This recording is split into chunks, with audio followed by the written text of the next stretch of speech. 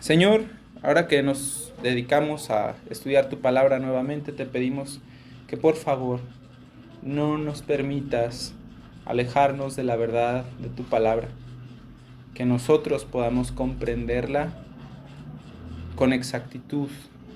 Por favor, ilumina nuestro entendimiento y Señor, ayúdanos a escucharte. Señor, que todos nosotros seamos diligentes al estudiar y al escuchar tu palabra para recibirla como aprendimos esta mañana, con solicitud, escudriñándola. Por favor, te lo pedimos en el nombre de Jesús. Amén. Ok, seguimos en el mismo día, creo que es el día miércoles. Les decía que yo no soy muy bueno con los días de la semana, pero creo que es el día miércoles. Y lo último que vimos fue a Jesús desplegando su sabiduría en frente de los fariseos. 3.8 segundos fue lo que le tomó deshacer un plan de horas de las mentes más brillantes del pueblo de Israel. Entonces, el Señor Jesús demostró su sabiduría y demuestra que también conoce nuestros corazones. Y eso pues nos llena de vergüenza algunas veces, pero también nos llena de esperanza. Que como aprendimos esa vez, Él sabe todo, Él sabe que le amamos. Y nosotros podemos ser animados con esa verdad. Ahora llegan con Él otro grupito de personas muy inteligentes y de los religiosos del tiempo. Llegan los saduceos. Así como los fariseos y los herodianos, los saduceos son un grupito de personas que tienen cierta postura hacia la ley de Dios. Dice el versículo 18 del capítulo 12, entonces vinieron a él los saduceos, y esta es la palabrita que liga el relato anterior con este. Entonces, esa es la palabra que los liga. Significa después de los fariseos, el mismo día. Pasaron los fariseos y entonces siguieron los saduceos. Estos saduceos eran un grupo religioso del tiempo, como ya les dije, y estos saduceos no creían en las cosas espirituales. Por ejemplo, en ángeles, espíritus y cosas así. Ellos no, no creían en ese tipo de cosas. Por eso Marcos nos hace ahí la anotación en el versículo 18, perdón, que dice que los saduceos vinieron a él, los que dicen que no hay resurrección. En Marcos 12:18 dice no hay resurrección. De hecho, tenemos otro relato en el libro de los Hechos, en Hechos 23, donde nosotros vemos al apóstol Pablo siendo enjuiciado. Y lo están enjuiciando un grupo de fariseos y un grupo de saduceos al mismo tiempo. Es el consejo que se formó. Los fariseos sí piensan que hay resurrección, los saduceos no. Y entonces el apóstol Pablo, guiado por el Señor, creo yo, les dice, bueno, a mí nada más me están enjuiciando porque pues yo creo que sí hay resurrección. Y eso creó conflicto en el consejo porque unos dijeron, pues no, este no es inocente, este no tiene nada. Y otros dijeron, no, ¿cómo es posible que los saduceos no creían en ese tipo de cosas? Los saduceos, sin embargo, aunque no creían en la resurrección y en las cosas espirituales, sí eran un grupo muy influyente del tiempo. De hecho, ¿saben qué? Había menos saduceos que fariseos. Pero por cuestiones políticas, los saduceos habían llegado a ser mucho más influyentes y tenían más poder político que los mismos fariseos.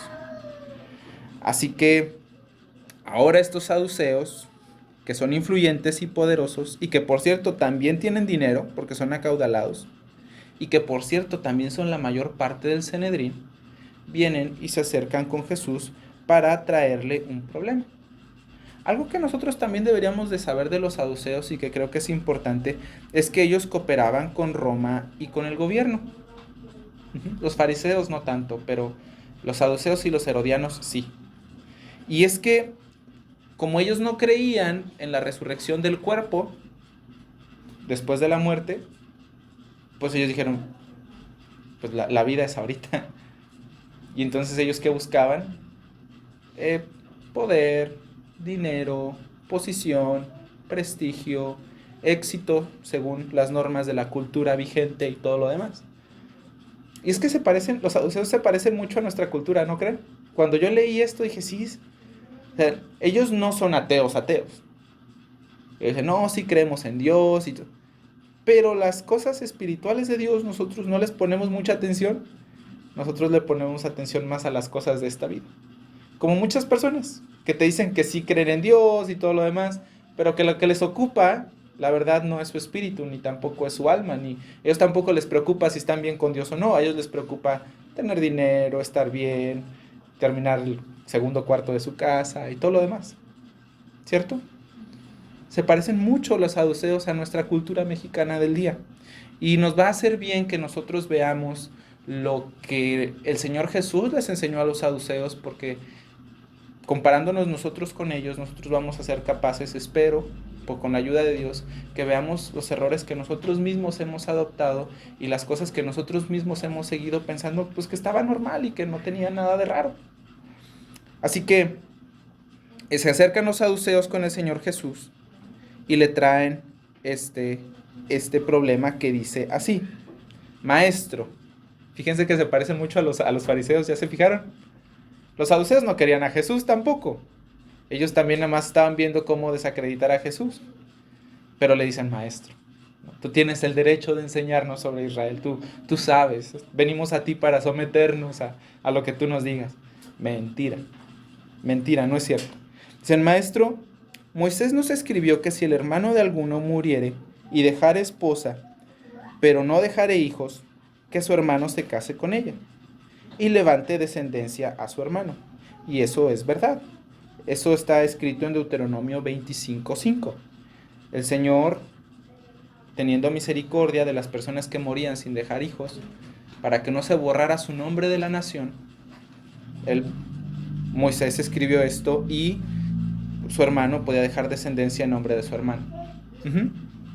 Así que si eso es verdad, ellos están diciendo algo que sí es cierto. Y es que así es la mentira. Las mejores mentiras pues no son obviamente falsas. Las mejores mentiras son las que se mezclan con algo de verdad. ¿Cierto? Así que se acercan ellos y les presentan este problema y le dicen: hubo 7 hermanos. Y este problema está bien ridículo, la verdad. No sé ustedes si lo meditaron cuando lo estábamos diciendo, pero 7 hermanos. O sea, ¿qué tan rápido se murieron todos que le dio chance a los 7 casarse con la mujer, ¿no? Y qué tan joven era la mujer que pues, le dio chance de tener una vida de casarse con 7 hombres, ¿no? O sea, es un problema bastante ilógico, a mi parecer, pero ellos lo presentan. Y ellos lo presentan para poner en jaque al Señor Jesús. Fíjense cuál es el problema. Dice: hubo 7 hermanos, el primero tomó esposa y murió sin dejar descendencia, y luego el segundo también, y el tercero y el cuarto, así hasta llegar a los 7. Y dice el versículo 23: en la resurrección, pues, cuando resucite. Yo no sé si ustedes se lo imaginan igual con el tonito de ironía. Es decir, a ver, cuéntame otra de vaqueros. Dale, en la resurrección.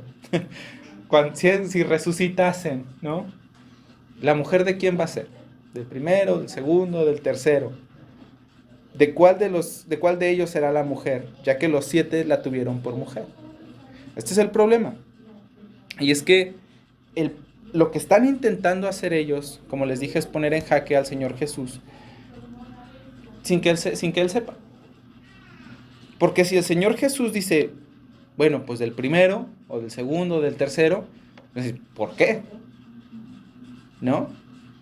Pero si el Señor Jesús dice: no sé, entonces el Señor Jesús queda en ridículo. Pero si el Señor Jesús dice: bueno, mira, pues es que de los 7, ¿no? Vamos a decir. Entonces es como si Dios permitiera que una mujer pudiera tener muchos esposos, ¿no? Y entonces ahí está la trampita, igual que con los fariseos. Ahí está la trampita de ellos para desprestigiar al Señor Jesús. Esta situación diseñada por ellos hace que la resurrección parezca de verdad absurda. ¿Cómo va a haber resurrección? O sea, en caso de que hubiera resurrección, pues tendría que ser la mujer de los 7. Y eso está mal. Dios no permitiría eso. Por tanto, ellos llegan a la conclusión y dicen: no hay resurrección. Pero miren cómo responde el Señor Jesús en el versículo 24. Entonces, respondiendo Jesús les dijo: ¿no erráis por esto? O sea, desde un principio, el Señor Jesús, ¿qué les dice? Ustedes están mal, están equivocados, erraron. Pero les dice, no se equivocan por estas dos razones. Y la primera razón es porque ignoráis las Escrituras. Y hay dos maneras desde mi perspectiva de ignorar algo. Uno es no saber. O sea, yo soy ignorante de muchas cosas. Y no, yo siento que no me falta tanto, bueno, sí me falta poquita inteligencia, pero no soy la persona más brillante del mundo, la verdad. Pero, pues hay muchas cosas que no sé, las ignoro. Pero hay otra forma de ignorar, que es cuando te están diciendo y no escuchas. Cuando haces oídos sordos. Entonces el Señor Jesús dice, primero ustedes se equivocan porque ignoran las Escrituras. Eso es lo primero. Y segundo, ustedes se equivocan porque ignoran el poder de Dios.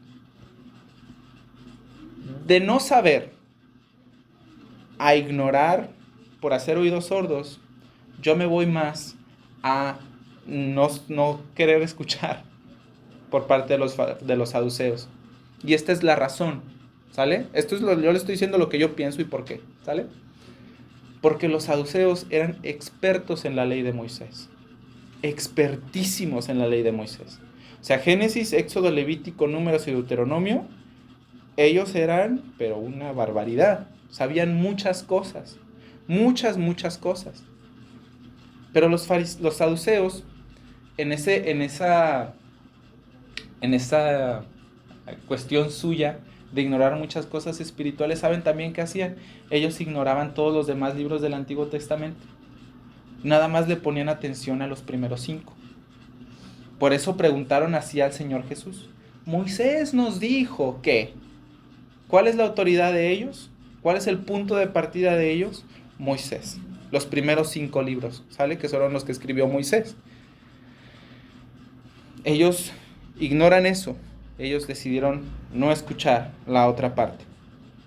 Y si habían escuchado, pues la verdad no habían entendido o no habían querido entender. Y la segunda parte de por qué ellos erraban, porque ellos ignoraban el poder de Dios. ¿Será difícil para Dios resucitar a alguien? O sea, no el mismo Dios que hizo el universo con solo hablar. Porque eso es lo que dice el relato de Génesis, ¿verdad? Que el Señor habló y fue. O sea, el Señor ni siquiera movió su dedo chiquito de la mano izquierda, que es el más débil. O sea, Él simplemente habló y el universo, todo el universo fue creado. ¿Será difícil para el Señor Jesús resucitar a un humano? ¿O para Dios resucitar a un humano? La verdad es que no. No sería una cuestión difícil para Él. De hecho, nosotros hemos visto al Señor Jesús resucitar gente, ¿verdad? Para Dios no hay nada imposible, como leímos hace algunas semanas también. Entonces Dios sin duda podría resucitar a los muertos. A 1, o a 2, o a 3, o a cuantos fueran. La verdad es que no sería complejo. Pero ellos piensan que pues no. ¿Cómo va a ser posible que haya resurrección? Por su problema ridículo que presentan. Pero ¿saben qué? El problema de los saduceos yo no creo que sea que ellos ignoraran o que fueran tercos. La verdad de los saduceos es la verdad de todo el mundo, que ellos están espiritualmente muertos y ciegos a quien es Dios. Ese fue nuestro problema, ese es su problema, y ese es el problema de las personas que no creen en Dios y que no se acercan a Dios. La verdad, muchas de las personas que nosotros conocemos no es que no sepan, ellos saben. Entonces, ¿por qué no? ¿Por qué no creen en Dios? ¿Por qué no se sujetan a Él? Bueno, su espíritu está muerto. No pueden, ni quieren. Y están ciegos. La verdad es que no ven. ¿Cuál es la diferencia entre los saduceos, tú y yo? Pues que Dios en su misericordia se nos ha mostrado a ti y a mí. Dios en su misericordia nos concedió vista y Dios en su misericordia, como dice Efesios, nos dio vida estando muertos en nuestros delitos y pecados. Esa es la única diferencia, no tenemos otra diferencia más que la misericordia de Dios para con nosotros. Así que el Señor Jesús le dice, ustedes se equivocan por esto. Ustedes han ignorado la Biblia y ustedes ignoran quién es Dios. Así que, pues sí, están muy mal, están muy equivocados. Y en el versículo 25 dice, pero respecto a que los muertos resucitan o no, bien, ahí les va. ¿No han leído lo que dice el libro de Moisés? Y fíjense cómo el Señor Jesús cita a Moisés también. Como le habló Dios en la zarza diciendo, yo soy el Dios de Abraham, el Dios de Isaac y el Dios de Jacob. Eso está en Éxodo 3:6. Pero fíjense por qué es tan importante escudriñar las Escrituras. Porque Dios no dijo a Moisés, yo fui el Dios de Abraham. ¿Verdad que no? No le dijo, yo fui el Dios de Jacob y yo fui el Dios de Isaac, porque ya se murieron y pues ya se murieron. No, él dice, yo soy. El tiempo gramatical está en presente perfecto. O sea, yo soy ahorita y yo soy al rato y yo soy, yo soy todo el tiempo. ¿Eso qué significa? Que Abraham, Isaac y Jacob están vivos. Están vivos. Porque y todavía si hay alguna duda, el Señor Jesús termina diciendo, porque Dios no es Dios de muertos, sino Dios de vivos. Así que se equivocaron, pero feo. Ustedes que se la dan de sabios de los libros de la ley, ustedes que son expertísimos académicos, ustedes son unos ignorantes y se equivocaron en algo bien básico. Algo que ustedes saben cada letra y no pusieron atención. Se equivocaron muy feo. Ahora, igual que la semana pasada, vamos a dar 2 pasitos para atrás, ¿les parece? Para ver qué es lo que está pasando y qué podemos aprender de esto. ¿Qué es la zarza? Zarza es una planta. Es una planta, un arbusto del desierto muy grande. Cuando Dios se encontró con Moisés, Moisés estaba cuidando las ovejas de su suegro Jetro, y de repente vio un arbusto que se estaba quemando, pero que no se consumía. Entonces fue a ver qué pasó y ahí se le presentó el Señor ordenándole que fuera a sacar a su nación de Egipto. ¿Sabes? Cuando Moisés no conocía a Dios personalmente y cuando Dios se presenta con Moisés, le dice, yo soy el Dios de Abraham, de Isaac y de Jacob. Por eso Jesús ahora cita esto. Ahora sí, diciendo esto, vamos a dar los 2 pasitos para atrás. ¿Sale? ¿Qué es lo que nosotros podemos aprender de estas cosas? Bueno, lo primero que nosotros podemos aprender es que nosotros nuevamente vemos un despliegue de la sabiduría del Señor Jesús. 2 palabritas. Yo soy. No yo fui, no yo era, yo soy. Y eso fue todo lo que el Señor Jesús necesitó para hacer este argumento súper elaborado y esta situación medio rara, ¿no? Y cosas así. Bueno, 2 palabras. Pero ¿saben qué? También vemos al Señor Jesús hablando con la verdad. Y vemos al Señor Jesús no comprometiendo esa verdad. El Señor Jesús no hace la verdad un poquito más blanda para que sea más difícil de tragar para ellos. El Señor Jesús simplemente dice las cosas y ya. Justamente como dijeron los fariseos la vez pasada. Maestro, nosotros sabemos que eres un hombre veraz y que no te cuidas de nadie porque no miras la apariencia de los hombres, sino que con verdad enseñas el camino de Dios. ¿Verdad? Exactamente así. O sea, los cuates eran súper influyentes, súper ricos y llegan presentándole al Señor Jesús un problema académico, un dilema así súper pesado para intentar ridiculizar la obra de Dios, que es la resurrección, y el Señor Jesús rápidamente les enseña lo que es verdad, sin comprometer la verdad, sin hacerlo más fácil para ellos, nada. Y nosotros vivimos en una sociedad que no es así. De hecho, nuestra sociedad tiene unas actitudes y unas maneras de tratar la verdad que están muy marcadas, muy, muy marcadas. Y ¿saben qué? Estas actitudes son muy blandas. Ustedes van a decir, ¿pero cómo blandas? Pues sí, la verdad es que nuestra cultura intenta hacer la verdad más agradable a las personas con tal de no ofender.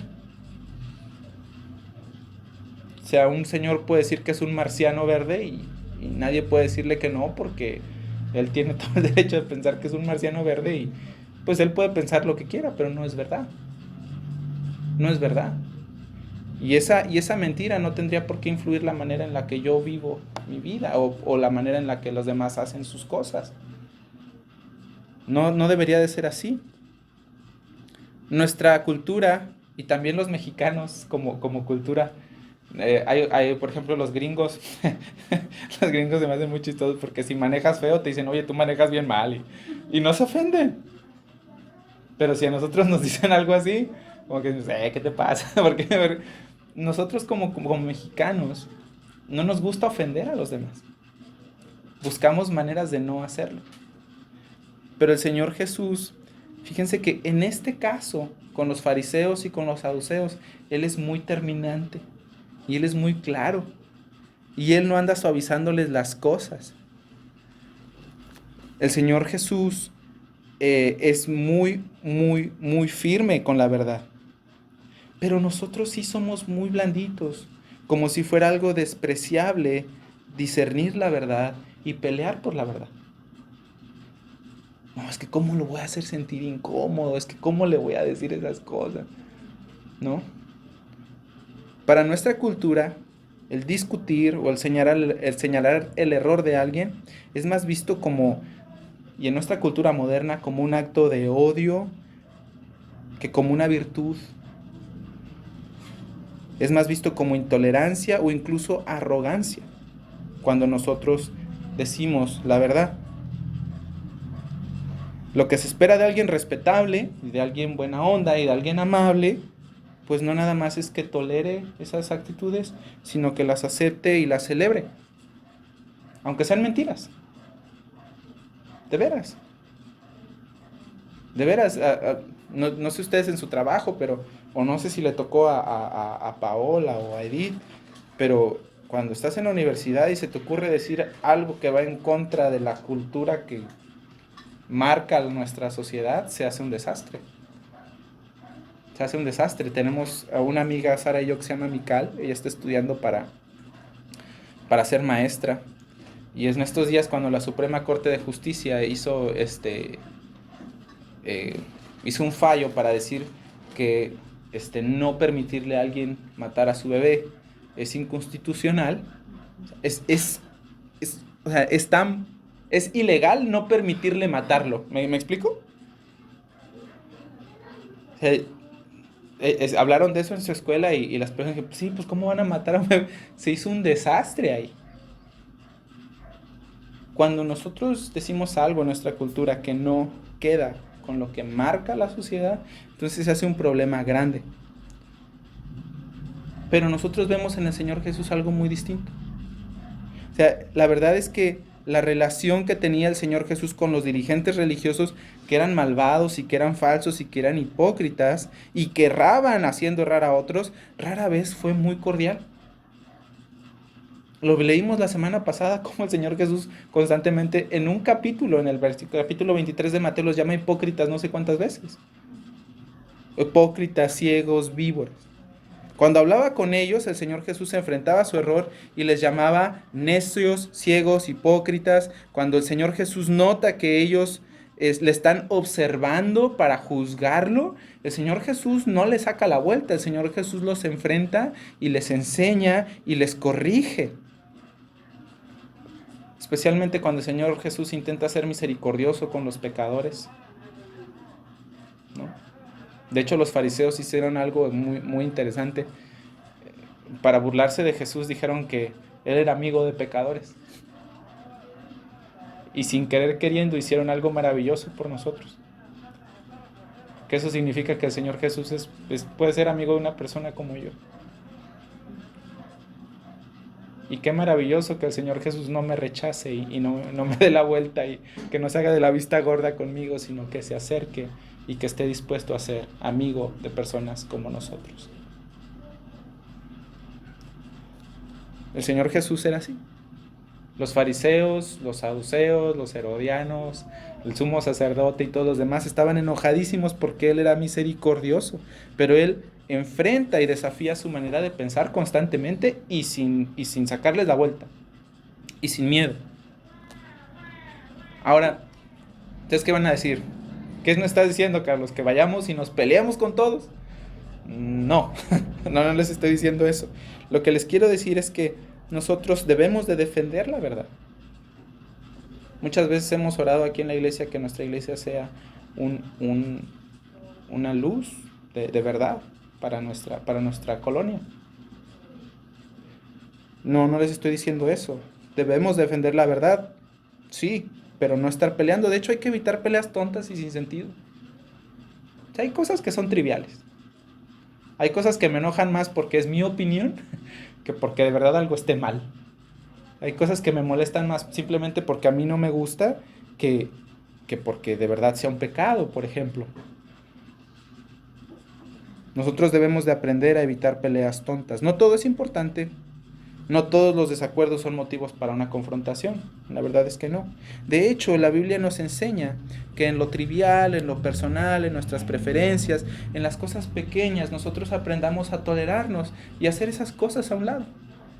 Y tratarnos con amor, con un amor no fingido, dando preferencia a los otros como si ellos fueran personas más importantes que yo mismo, así como lo hizo el Señor Jesús y como se nos enseña en Filipenses 2, que Él siendo en forma de Dios, que por cierto, aquí un pequeño paréntesis, esta palabra forma es la palabra griega morfé, o sea, que literalmente significa que tiene la silueta de algo. Por ejemplo, este púlpito pues tiene forma de púlpito, no tiene forma de carro. El Señor Jesús tiene forma de Dios. Yo les pregunto, ¿qué otra cosa tiene forma de Dios sino Dios mismo? El Señor Jesús, siendo en forma de Dios, no estimó ser igual a Dios como una cosa que aferrarse, sino que se despojó de su gloria y vino para morir en la cruz por todos nosotros. Entonces, si el Señor Jesús se considera así, él hizo esas cosas, o sea, ¿qué me da el derecho a mí de pelear por pequeñeces con las personas que me rodean? O por cosas triviales, o por cosas tontas. Como les digo a mis alumnos, como que yo estaba viendo la tele y alguien le cambió, yo me enojé mucho. Y parecieran cosas tontas de niños de 10 años, pero la verdad es que pues, no son tanto de niños de 10 años. A veces nos enojamos por cosas que no lo valen. El Señor nos enseña que en esas cosas debemos de aprender a tolerarnos y con bondad, con mucha bondad, hagamos esas cosas a un lado. No estoy llamando aquí una revuelta civil, más bien a defender las cosas con verdad. Y es que ¿saben qué? La Biblia sí nos enseña eso.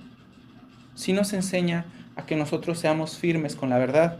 Por ejemplo, Gálatas 1 del 8 al 9 dice que si alguien anuncia un evangelio diferente, no importa si es el mismo apóstol Pablo o si es un ángel del cielo, los hermanos deben de considerar a ese falso maestro anatema. La palabra anatema podríamos traducirla nosotros como maldito. No, el evangelio no se altera. No hay concesiones con eso, para nada. En la segunda carta de Juan, no hay capítulos, nada más hay versículos, pero en la segunda carta de Juan, quisiera leérselos en el versículo 7, dice lo siguiente, escuchen por favor.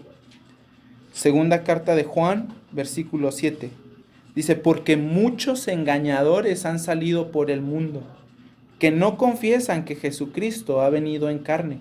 O sea, ellos dicen, no, es que Jesús no era humano. O sea, no están diciendo que Jesús no es divino. Ellos dicen, sí es divino, pero no es humano. Entonces dice, estas personas que son engañadores, quien eso hace es un engañador y el anticristo, o sea, está en contra del Señor Jesús. Miren por ustedes mismos para que no pierdan el fruto de su trabajo, sino que reciban un galardón completo. Cualquiera que se extravía y no persevera en la doctrina de Cristo, no tiene a Dios. El que persevera en la doctrina de Cristo, este sí tiene al Padre y al Hijo. Y luego escucha el versículo 10. Si alguno viene a vosotros y no trae esta doctrina, no lo reciban en casa, ni le digan bienvenido. O sea, si nosotros vemos a alguien que está hablando falsedades de Cristo, si nosotros sabemos que alguien está enseñando cosas que no son correctas respecto a la persona de Jesús, no, nada, nada, no tenemos nada que ver contigo, ¿sí? Entonces la Biblia sí hace esas marcas muy enfáticas respecto a cosas que son muy, muy importantes. Y este es el principio. Mientras más cercana sea una doctrina al Evangelio o a la verdad de Cristo, nosotros con más diligencia debemos de estar en guardia para defenderla si es necesario. Juan Calvino, el reformador, que por cierto ya va a llegar el día de la reforma, luego les explico lo del día de la reforma, pero Juan Calvino, el reformador francés, dijo que pues, un perro, si ve que su amo es atacado, de a perdida ladra. Si yo no puedo quedarme callado cuando yo veo que están atacando a mi amo, o su palabra, ¿cómo podría? Y es que, ¿saben qué, hermanos? La verdad es que otro señor que se llama Martin Luther King dice o dijo algo así más o menos, no lo recuerdo exactamente, pero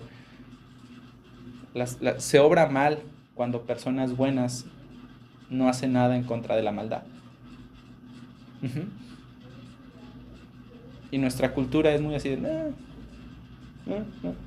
Hay cosas que no se pueden dejar pasar. Hay cosas que sí se tienen que defender. Hay cosas por las que nosotros debemos de levantar la voz. Hay cosas que son injustas. Hay cosas que no son verdaderas. Hay cosas que corrompen el mundo.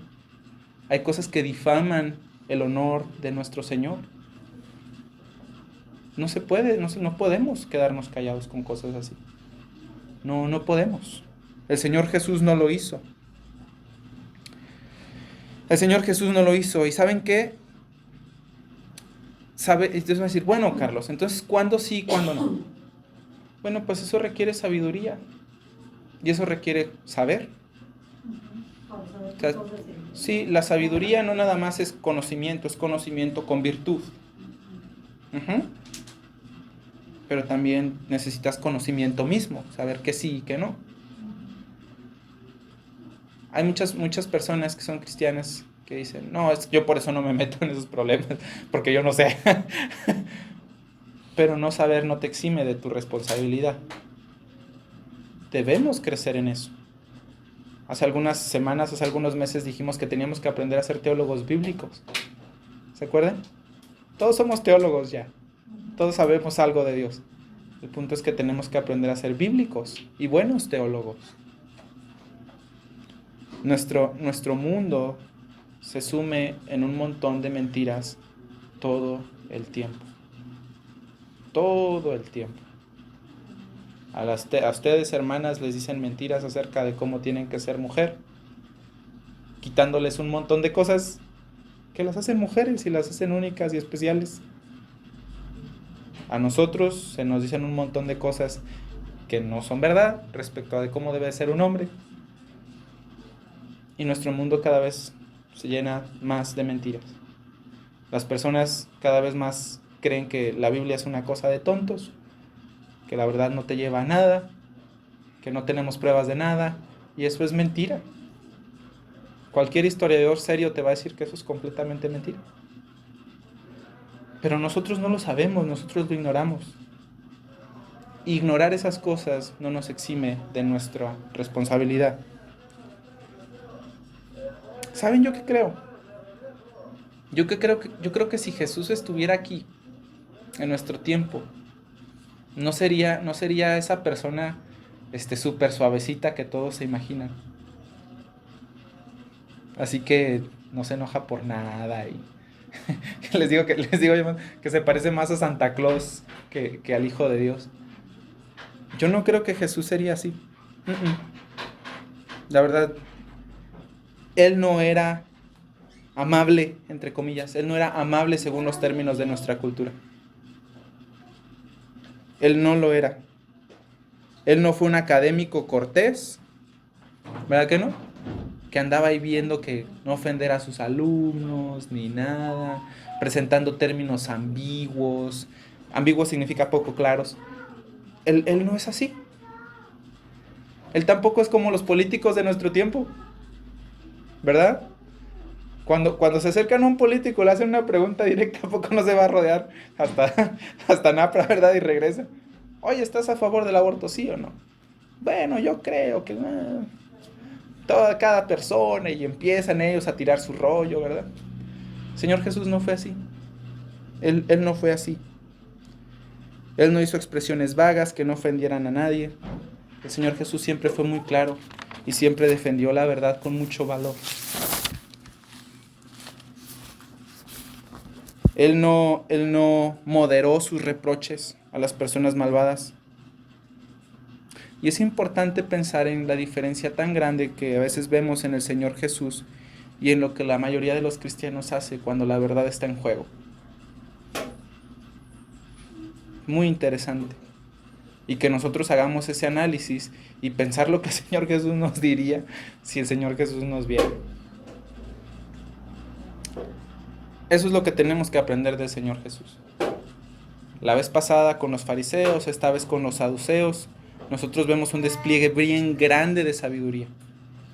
Pero nosotros también vemos que el Señor ama la verdad y ama lo que es verdadero. Y que el Señor Jesús se pone de pie por lo que es verdadero y defiende la verdad. Porque Él mismo es la verdad. Tengo un amigo que dice constantemente, la verdad no nada más es un concepto moral sobre decir lo que más se acerca a la realidad. O sea, la verdad es una persona. Jesús dijo, yo soy el camino y la verdad. Jesús también dijo que te conozcan a ti, el único Dios verdadero. Esa es la vida eterna, que te conozcan a ti, el único Dios verdadero. Así que respecto a la verdad, nosotros deberíamos de tener una conciencia limpia de lo que defendemos y de lo que decimos. Quiero terminar con una última palabra sobre la resurrección. No hablamos mucho de la resurrección y de esto se trataba el texto, ¿verdad? Pero déjame decirte algo de la resurrección. No dediqué mucho tiempo para esto, yo lo sé, pero no dediqué mucho tiempo para esto porque pues tratar de probar de que la resurrección es verdadera es tratar de probar que el cielo es azul. Y ahí está. No sé si leíste o si notaste en el texto de Marcos, yo sí que sí lo leíste, pero no sé si lo notaste. Mira, regresa a Marcos 12, por favor. Y en esta parte donde dice, en el versículo 26, en el versículo 25, porque cuando resuciten de los muertos, ¿ya viste? O sea, ya el Señor Jesús ya da por sentado que sí. O sea, ustedes se equivocan porque ignoran las Escrituras, ignoran el poder de Dios. Porque cuando resuciten de los muertos, es como cuando tu mamá te dice, oye, sí vamos a comer, ahorita, cuando lleguemos a la casa, comemos. O sea, ya se da por sentado que algo va a suceder. Cuando lleguemos, cuando lleguen, comen. Cuando resuciten, eso va a pasar. El Señor Jesús lo da por sentado ya, por eso no quise probar la resurrección, porque pues ahí está. Y va a pasar y pasará, aunque las personas no lo crean. Dios no es un hombre para que mienta, tampoco es una persona como nosotros para que se arrepienta. El Señor dijo y va a hacerlo, ¿o no? ¿Dios hace cosas que no hace? Nunca. Él lo ha dicho y Él lo hará. Así que la resurrección, aunque es algo que sí está ahí, debemos decir que la resurrección es una parte fundamental del cristianismo. Es una piedra muy, muy importante, es un fundamento importantísimo, el más grande de todos. Porque si el Señor Jesús no resucitó, pues todo lo que creemos es una mentira. ¿Cierto? Si Él no hubiese resucitado, entonces tenemos un problema grande con las cosas que creemos. Y también si nosotros no resucitáramos, pues entonces, ¿qué esperanza tenemos? Vivir como vivieron los saduceos sería la cosa más lógica del mundo, ¿a poco no? Vive para aquí, haz tu vida aquí, llénate de cosas aquí, dale el placer todo el placer que tu corazón desee, dáselo aquí. O sea, ¿para qué te aguantas si no hay resurrección? ¿No? O sea, si Dios no te va a juzgar y no te va a mandar al infierno, entonces ¿para qué te aguantas? O si Dios no te va a resucitar y no te va a llevar con él, entonces pues, ¿para qué lees la Biblia? ¿Para qué crees en Jesús? ¿Para qué confías en él? ¿Para qué lo ves? Para nada. Si la resurrección no existe, pues entonces lo que estamos aquí pierde completamente sentido para todos nosotros. Es un sinsentido hacerlo. Pero, pero no es así. Como les dije, es como probar que el cielo es azul. Nomás hay que voltear a ver. Y ya. El Señor Jesús resucitó. Lázaro resucitó. La hija de Jairo resucitó.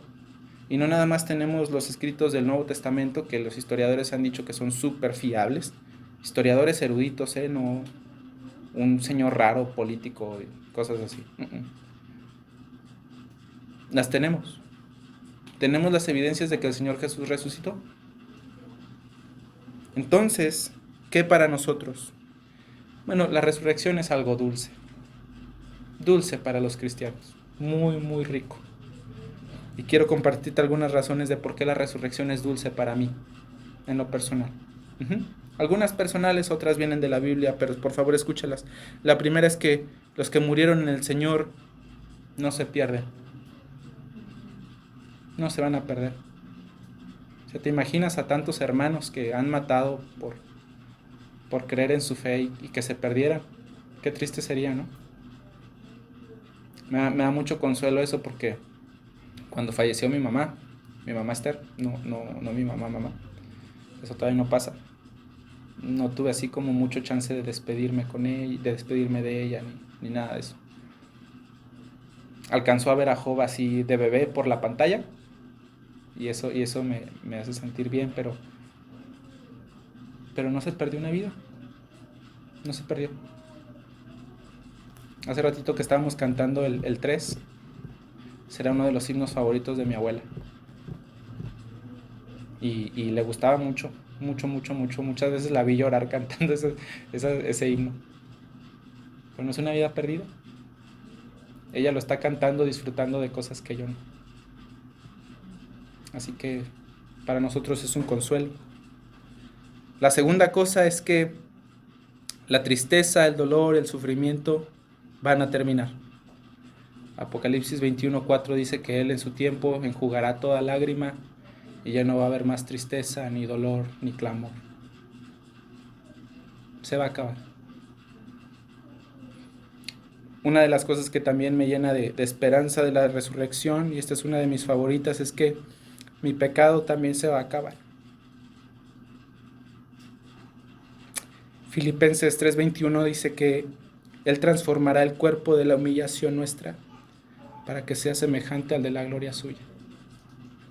Todas esas cosas que me causan pesadez y vergüenza, y que yo quisiera dejar de hacer y que todavía no puedo, se van a acabar eventualmente. No va a haber más vergüenza. Ya no. Tenemos un cuerpo semejante al del Señor Jesús. Y eso me llena de mucha esperanza y de mucha alegría porque para ustedes, para mí, para cualquier cristiano, pecar es pesado. No nos gusta hacerlo. Cualquier cristiano sincero te va a decir que se odia hasta cierto punto porque sí, pues es que no, de veras yo no quiero ser así. Pero el Señor Jesús hace nuevas todas las cosas y en la resurrección Él va a quitar nuestro pecado para siempre de nosotros. Qué bendición es eso. Por lo menos para mi corazón resulta muy dulce. Y la última es que veremos al Señor Jesús. Esa al final de todas las cosas es nuestra esperanza. Nosotros no queremos ir al cielo porque allá vamos a tener una mansión de oro y vamos a estar acostados en una hamaca todo el tiempo tocando nuestras arpas. O sea, ese no es el punto del cielo. El cielo sería infierno si el Señor Jesús no estuviera ahí. Lo que hace valioso al cielo es que el Señor Jesús va a estar ahí. Eso es todo. Eso es todo. De hecho, primero a los Tesalonicenses 4 del 16 al 18. Quiero leérselos y terminar con esto y después orar. Primero a los Tesalonicenses 4 del 16 al 18 dice lo siguiente. Según yo lo había marcado y no lo marqué. Primero a los Tesalonicenses 4 del 16 al 18. Dice, porque el Señor mismo con voz de mando, con voz de arcángel y con trompeta de Dios, descenderá del cielo, y los muertos en Cristo resucitarán primero. Luego nosotros los que vivimos, los que hayamos quedado, seremos arrebatados juntamente con ellos en las nubes para recibir al Señor en el aire, y así estaremos para siempre con Él. Pero mira lo que dice el versículo 18. Por tanto, aliéntense los unos a los otros con estas palabras. ¿Con cuáles palabras? Vamos a estar con Él. Vamos a estar para siempre con Él. ¿Qué metidota de pata dieron los saduceos? ¿De cuántas cosas ricas se perdieron? ¿De cuántas cosas grandiosas se perdieron? Por eso oraba hace ratito cuando comenzamos, Señor, no nos dejes equivocarnos de lo que tú en tu palabra nos has mostrado. Que nosotros no erremos porque ignoramos las Escrituras. Es una de mis oraciones constantes por todos nosotros. Que nosotros conozcamos las Escrituras y que eso nos lleve a una obediencia humilde y a una adoración sincera. Vamos a orar, ¿sí?